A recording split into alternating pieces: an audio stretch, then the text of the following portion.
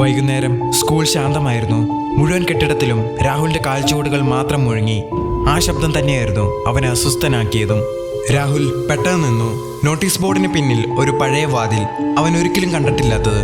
മുകളിൽ നമ്പറോ പേരോ ഒന്നുമില്ല, പക്ഷെ ഒരു പഴയ കൈമുദ്ര മാത്രം. വാതിൽ തുറന്നപ്പോൾ ഒരു തണുത്ത കാറ്റ് മുഖത്ത് വീശി. അകത്ത് ഇരുട്ട് മാത്രം. ബെഞ്ചുകൾ വട്ടമായി വെച്ചിരിക്കുന്നു. മുകളിൽ മെഴുകുതിരിയുടെ അവശിഷ്ടങ്ങൾ, നിരത്ത് ചോക്ക് കൊണ്ട് വരച്ച അജ്ഞാത ചിഹ്നങ്ങൾ. അവൻ മുന്നോട്ട് നടന്നു. ബ്ലാക്ക് ബോർഡ് പെട്ടെന്ന് ശബ്ദമുണ്ടാക്കി. ചോക്ക് സ്വയം ഉയർന്നു. കുറുകുറുക്കായി എഴുതാൻ തുടങ്ങി. രക്തം തണുപ്പിക്കുന്ന കാഴ്ചയായിരുന്നു അത്.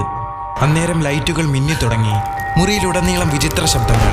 ചെറുതായി തുടങ്ങി, പിന്നെ വലുതായി. 5, 4, 3 എന്നാരോ എണ്ണുന്നു. ഓരോ മെഴുകുതിരിയും അണഞ്ഞു തുടങ്ങി. ഇരുട്ട് വ്യാപിച്ചു.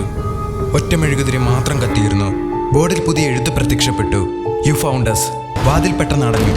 രാഹുലിന്റെ നിലവിളി അതിനുശേഷം ആരും കേട്ടിട്ടില്ല. അടുത്ത ദിവസം അധ്യാപകരെത്തി.